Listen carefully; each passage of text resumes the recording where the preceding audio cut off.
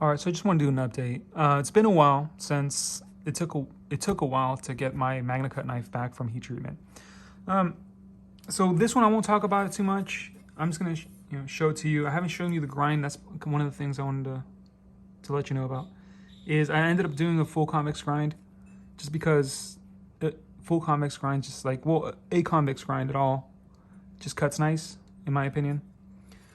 Besides that, I did leave the tip pretty strong, just because this design of knife, it's gonna be using this much of the blade most of the time.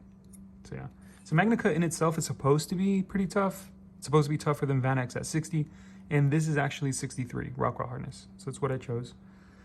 But yeah, the handle is gonna be G10. I haven't really messed around with colors with G10, and I decided to do it on this knife, just play with it a little bit more. And it almost looks like a clown handle, but whatever. It's gonna, the red on this is gonna be pins. So, except this one, this is gonna be white. I drew it red, but I decided to do it white. So, bone white handle, this right here, with cherry red pins. It is gonna have a liner. It's gonna be a maroon liner, but it's gonna be something that you can barely see. Basically as thick as this almost. Something that's just perceptible. So yeah, okay. This thing, I decided to do another knife for my dad, and there was a few things he wanted. So I don't know, I was gonna say as you know, but you might know. I made a Rex 121 knife for my dad, and it's just, Rex 121 seems like I don't know. It chips easy if you hit stuff that's hard, and then it's a pain to bring back. So he wanted something that he can sharpen himself. So that was one of the things. And he uses aluminum oxide stones, which is what a lot of people use. And then he also wanted a 5-inch handle. I use 4 inches because 4.5 inches. I use 4.5 inches. This actually might be a little bit longer because of the curvature, but I like to. This is how I hold my knives. I like to go all the way to the top, and that's it. I don't know why, but that is just comfortable to me. I like to go as high as I can, and 4.5 inches is fine with me, because that's actually the width of my fist.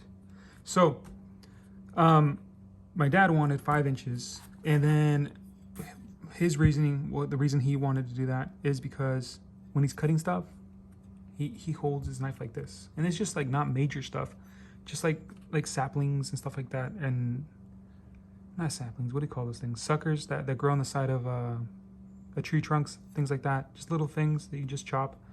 So he uses his knife like this. So yeah, he wants a 5-inch handle.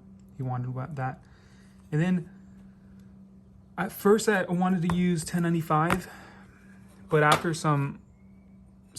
a comment from somebody, they suggested ADCR V2, and thank you for suggesting it. I decided to go with ADCR V2 instead. So 1095 is nice. They use it for a lot of knives. Tops uses it, and then oh man, well, what is Essie? I think Essie uses it. I think there's other people, but so the problem with 1095 is, in comparison to ADCR V2, from just looking up stuff, I haven't used the steel. This is the first time I've actually worked with it. So is that 1095 just rusts faster, and then it's not as tough. So that's something I do need, that my dad uses, that I know he would need. So this thing, ADCR V2, just seemed like a lot better, just a better choice. Given that too, he wanted it for it to cut well, like chop well. That's why I just gave it a belly. You can still use it for self-defense. It has a nice point to it.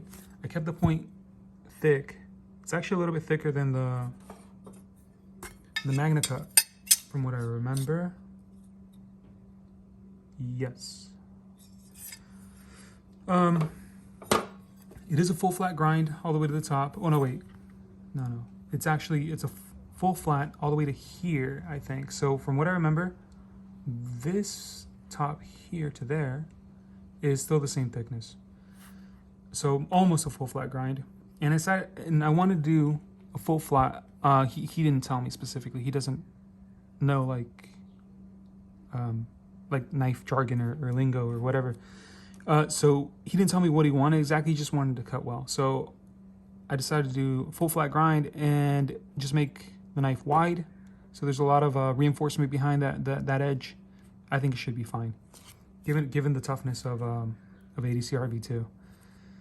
Besides that, I did do this little divot here, just to lower the tip of the knife in hand.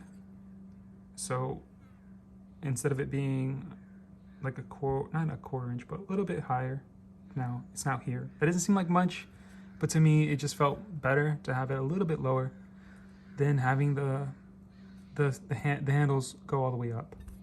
So yeah, this is, I mean, he designed it in a sense. He just told me what he wanted to do, what he wanted the knife to do, and I made this. It's just very plain, very bushcrafty looking knife. So yeah.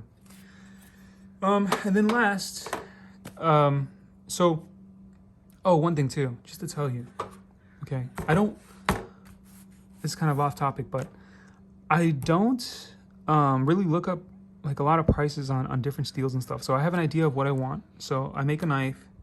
I have an idea of what thickness, what width, and then I look for it. So I don't really care like where I find it. It does have to be a reputable source, but I just need to find those specific details. So I didn't know what the price of 1095 was or ADCR V2.